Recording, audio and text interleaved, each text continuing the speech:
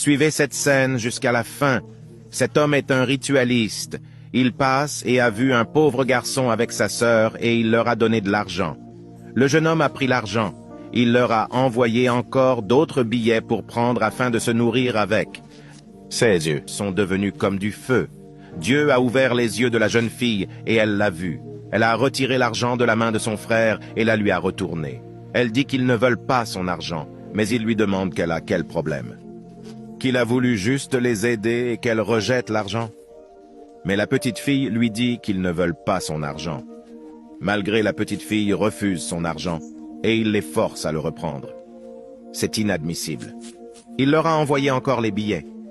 Mais la fille a repris l'argent de la main de son frère et le lui a retourné encore. Il lui dit qu'il souffre et qu'il veut les aider, et ils ne veulent. Qu'ils aiment la pauvreté dans leur famille.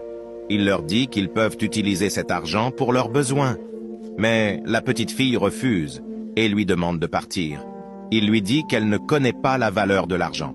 Il insiste à ceux qu'ils prennent l'argent, mais la fille dit que son argent est maléfique.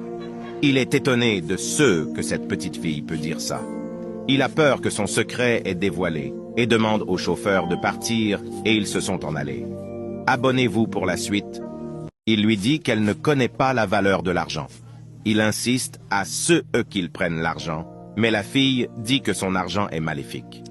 Il est étonné de ceux que cette petite fille peut dire ça. Il a peur que son secret est dévoilé et demande au chauffeur de partir et ils se sont en allés. Son frère lui demande pourquoi elle a refusé l'argent du monsieur. Sa sœur lui dit que l'argent de ce monsieur est maléfique et que l'homme est un agent du diable. Mais il n'est pas d'accord avec sa sœur, que comment elle a su que l'argent est maléfique. Qu'ils vont manger quoi? Mais sa sœur lui dit de ne pas s'inquiéter, que Dieu pourvoira à leurs besoins. Cet homme s'est approché d'eux. Il les a salués et il leur demande pourquoi ils se disputent. Il dit qu'il est pasteur et qu'il était là et a tout vu. Il dit au garçon de ne pas en vouloir à sa sœur, qu'elle a sauvé sa vie. Il demande à l'homme comment sa sœur a sauvé sa vie. Il lui que s'il prend cet argent, qu'il peut mourir, que cet argent est diabolique, que ce monsieur cherche la personne avec qui il fera son sacrifice, que Dieu a révélé la nature de cet homme à sa sœur et qu'elle l'a sauvé, que Dieu a envoyé son ange pour lui ouvrir les yeux. Il dit qu'il est venu lui dire ce que sa sœur lui a fait, qu'il doit plutôt la remercier. Il dit à sa sœur qu'il est désolé.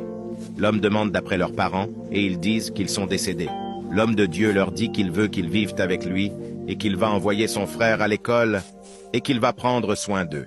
Ils l'ont remercié. Tout le monde a des besoins, mais faites attention à ceux qui présentent leur aide.